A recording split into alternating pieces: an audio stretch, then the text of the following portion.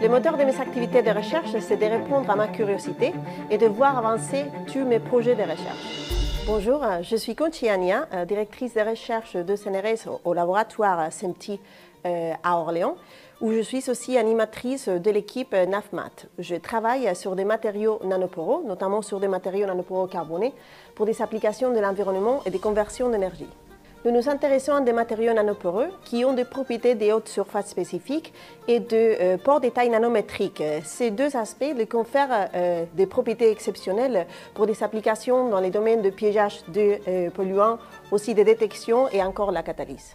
En utilisant différentes voies de synthèse et un choix adéquat de précurseurs, nous visons à maîtriser la taille de ces pores, mais aussi à contrôler la chimie des surfaces, puisque ces deux paramètres sont très importants vis-à-vis de leur application finale. Dans ces dernières années, nous avons beaucoup travaillé sur l'utilisation de ces matériaux nanoporeux pour les traitements de l'eau usée et aussi la purification de l'air par des méthodes d'absorption et de photocatalyse. Dans les côtés de l'absorption, nous visons à préparer des matériaux qui soient capables de piéger les nouveaux micropolluants de l'eau, notamment des pesticides ou encore des produits d'usage domestique tels que les produits phytosanitaires, des médicaments ou des produits d'entretien. Dans les cas de la photocatalyse, nous étudions les couplages de procédés d'absorption et l'illumination de nos catalyseurs pour les traitements de l'eau usée.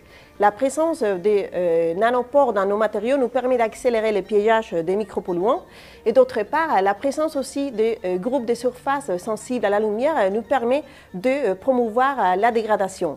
Ces types de micropolluants ne sont pas facilement dégradés par des méthodes classiques de traitement de l'eau. Grâce au financement de l'Union européenne, en collaboration avec des partenaires à l'international, académiques et industriels, et aussi au financement de la région Centre-Val de Loire, on a pu développer des prototypes pour installer nos matériaux et ces procédés de couplage absorption avec des procédés photocatalytiques pour la dégradation des polluants et aussi la régénération du charbon actif. Dans le cas de ces projets, on a pu mener nos recherches au-delà de l'échelle laboratoire en construisant des prototypes qu'on a installés chez nos partenaires industriels.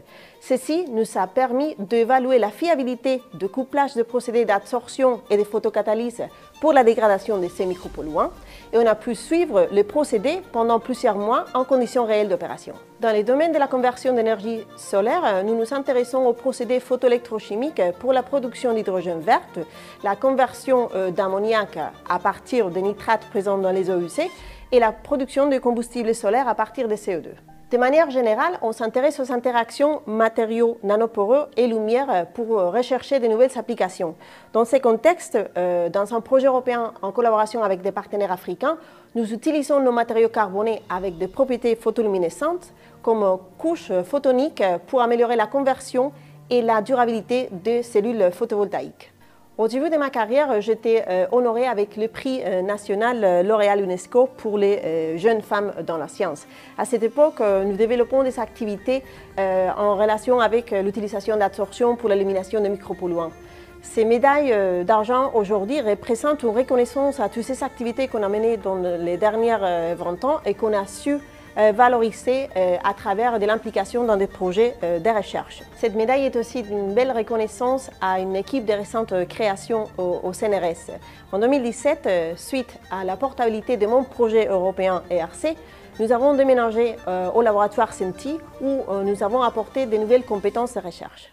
Au final, ce que j'aime dans la recherche, c'est cette liberté de pouvoir développer la créativité dans différents projets. Aussi, ça nous permet d'interagir avec différents interlocuteurs, soit à niveau international, à niveau académique ou industriel, et ces échanges sont vraiment enrichissantes.